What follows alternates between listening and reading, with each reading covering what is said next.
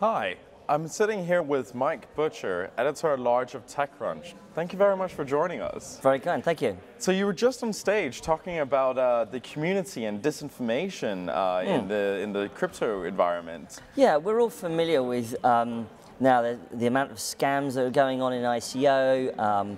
The Wall Street Journal did a big study, and out of almost 1,500 ICOs, found about a fifth to a quarter of them had hugely problematic, have white papers with people that didn't exist, copied information from other ICOs.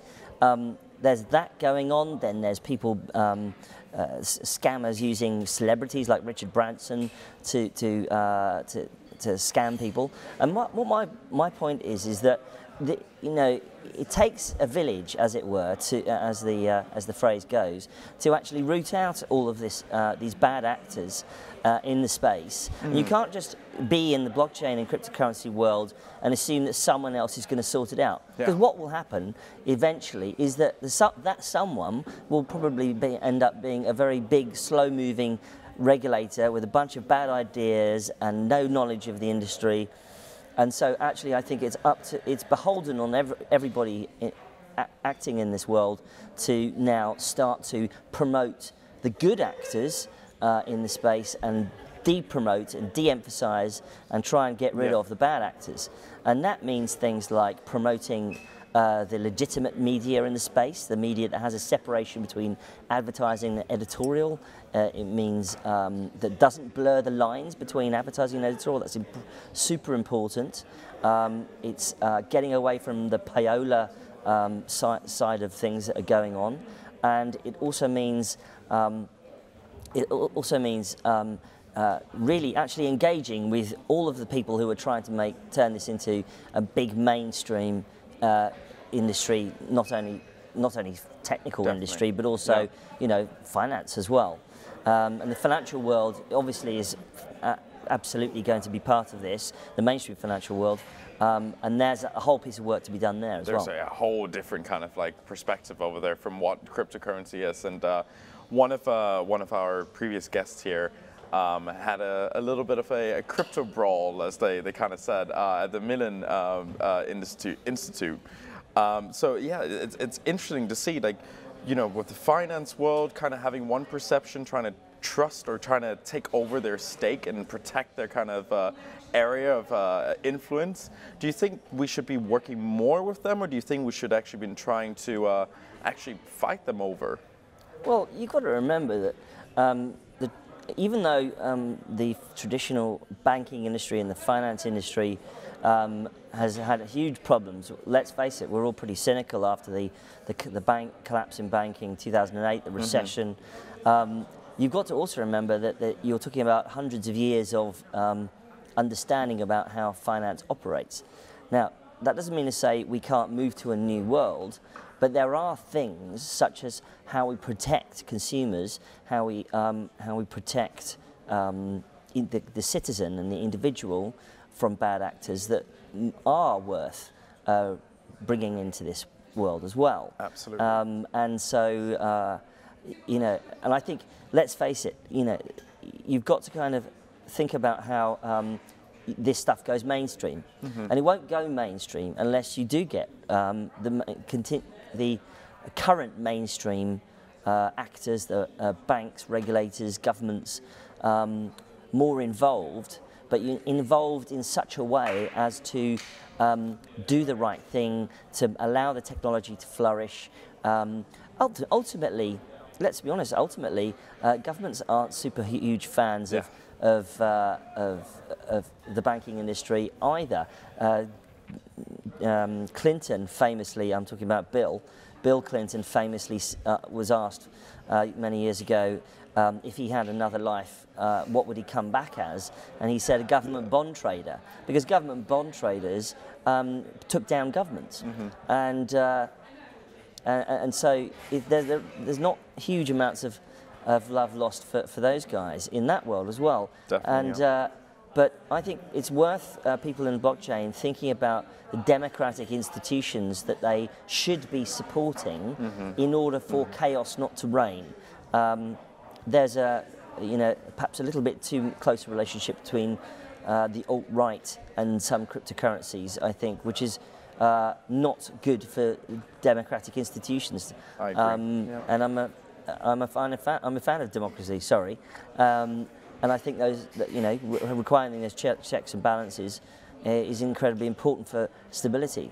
Absolutely. I think a lot of people forget, governments are not just there to make life difficult. Where they came from was actually to protect the rights of individuals, property rights or human rights, and provide, public services. Absolutely, at those highest levels, yes. Absolutely. Yeah. And, so you were talking a little bit earlier about kind of like a community policing almost, or a community policy, where we would be looking after one another. What I mean is, I just think if you want this stuff to succeed and you want it to go mainstream, then you should get involved in the right solutions.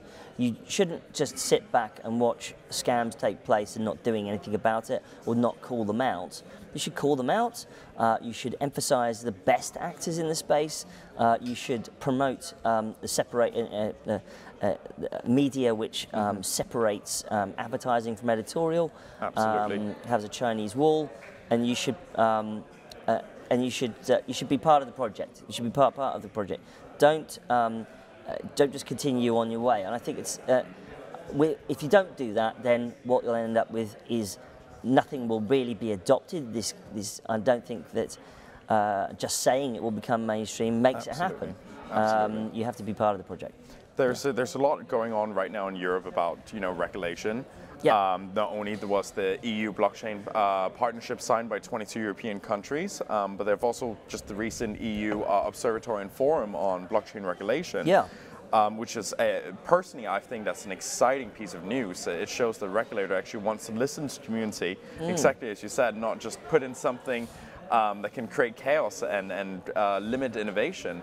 Yeah. So do you think that we should be focusing more on community policing, or sorry, to use another word, community overwatching each other, or should we be trying to work more of our energy into working with regulators to get that kind of policy written down? Well, the simple answer is both.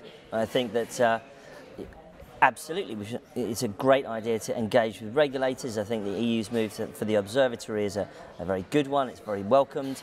It's a great opportunity for people in blockchain and crypto to engage at the highest levels, especially with the EU. For whether the UK is leaving or not, and by the way, it's not over yet. Yeah. It's really important that the industry engages at those levels. But at the same time, it's also beholden, as I said before, for everyone to promote the good actors in the space and to make sure that the bad actors don't win. And I think if everyone could remember those and remember what's at stake, if they don't do that, then I think everyone will win. How would you tell some of our viewers? How would you say to call out or to actually identify these bad companies? Like, how would they go around to tell their kind of well, I think it's often very difficult for companies to call out other companies. There's all sorts of huge legal ramifications. Simplest thing to do is to promote the best people you can find in the industry. Push the best people you can find, push each other. In the famous phrase, the rising tide lifts all boats. And if you're part of that rising tide, then you will be part of the solution. The simplest way for good actors in the space is to flock together and support each other and tune out the bad actors as much as possible. And I think generally speaking, you'll tend to find that those guys are pretty obvious. So that's what I'm saying. I mean, it rings a lot with other words we've heard here today about building a community. What cryptocurrency really is, or what blockchain really is about building communities that helps the community, not just helps individuals. That is kind of moving away from the traditional sense of what a business is all about. about helping the individuals that run the business. Yeah, if you want to have a real new revolution in an industry, then let's do business which is different to the old version of business.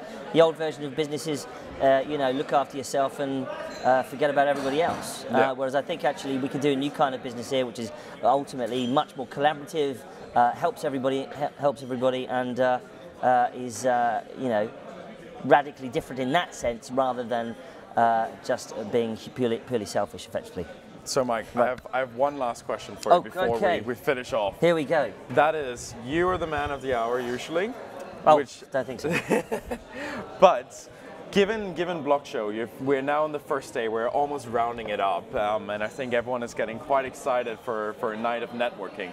What are things that you have experienced or you've heard that you've gotten really excited about today?